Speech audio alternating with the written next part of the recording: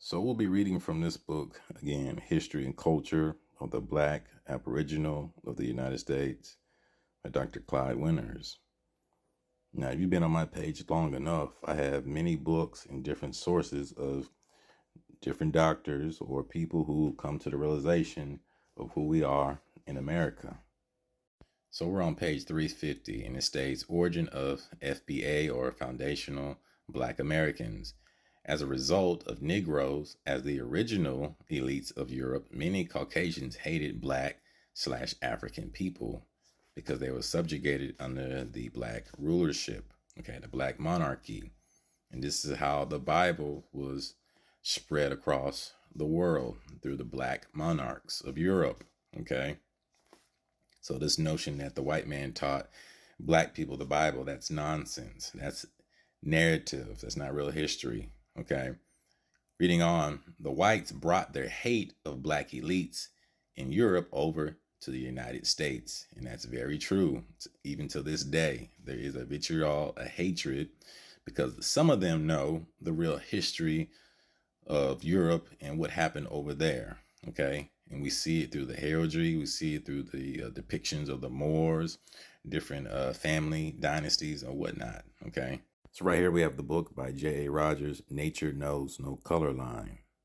So right here it states Negroes in coat of arms of noble families, German families with Negro origins. Right here it states same thing, Negroes in coat of arms of noble families, Central Europe. Right here, German, note the Negroes lower with crowns and the bishops mitres. And right here it states, page 171, why all those Negroes in the coat of arms of nobility, right? So right here we have an illustration, Negro rule, meaning what? Negro rulership. The vampire that hovers over North Carolina, Negro rule. The News and Observer, September 27th, 1898. And the peak of the Caucasian, or when they came into power, is between the 17th and 18th century. And their people back then, or their ancestors, knew how Blacks treated them, when we were in rulership. So right here in the book, 100 Amazing Facts About the Negro with Complete Proof. 100. So you might be thinking this is the KKK, but it's actually the Negro Brotherhood in Seville, Spain. As I stated earlier, they took their cultural practices and brought a lot of their bigotry, hatred, and vitriol towards us over to the Americas. And it reads, it was only human to wish to examine the garments of the Brotherhood of the Negroes after observing the similarity to the white robes and cowls used by the Ku Klux Klan of our country. To all appearances, the American organization copied the dress of those believers in Christ. Now, a lot of people looked at this video or interview, if they watched all of it, thought about the Dave Chappelle skit. But no, Kanye West obviously is a Christian and believes in Jesus, quote unquote, Christ. So this is why he was wearing that garment. Truth be told. Reading on, not even in garments, it seems, is the American order original. They are evidently copied faithfully from a very sacred brotherhood whose devotion won them the love and gratitude of the Spanish people, from king to peasant, pontiff to believer. Opportunity MAGA, page 164, June 1927, New York. Today, the descendants of these Spanish Negroes are quite bleached from mixing with their white neighbors, but the old Negro tradition remains. The Negro Church of Nusra, Centro de Los Angeles, in the Bedero Corona, is still maintained by them. Priests, guides, and others in Seville informed me that the garb is exactly like that of centuries ago. For earlier information of these negritos, as they are called in Seville, Zana Annals de Sevilla, published in Madrid in 1677. Later, the Negroes rose to a position of prominence and had a count after whom one of the streets is still named. If the originators of the Ku Klux Klan did not copy the garbs of these Negroes, then the coincidence is really amazing. In life, there's no such thing as a coincidence, okay? Now we're back at the original book, History and Culture.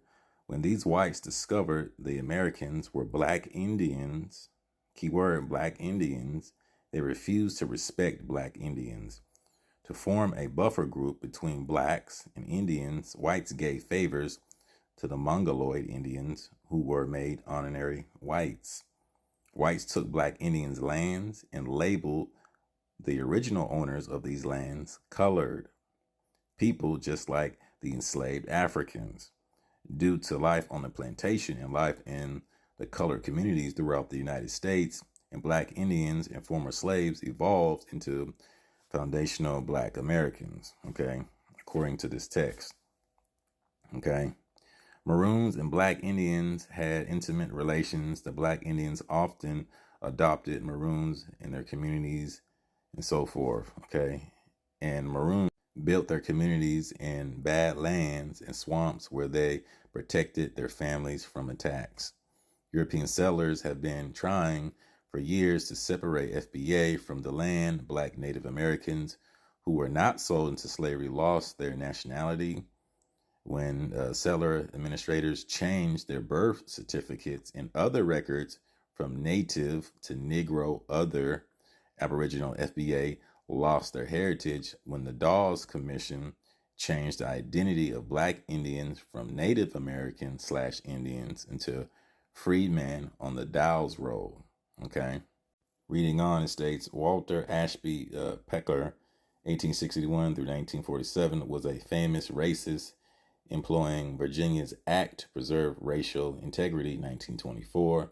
Peckler effectively separated Virginia citizens into two simplified racial categories, white and colored. The law, which remained in effect until 1967, when it was overturned by the United States Supreme Court in the case of Loving v. Virginia, required that a racial description, of every person be recorded at birth, while criminalizing marriages between whites and non-whites. Although people like Peckler sought to divorce us from the land, FBA have continued to teach their children a love of the land and nature generally. Now, when I stated earlier from that book that they took a lot of their hatred and prejudice because of what our people did to them and we ruled over them, they applied it over here to the Americas. So right here it states Blackface, the birth of a American stereotype, right?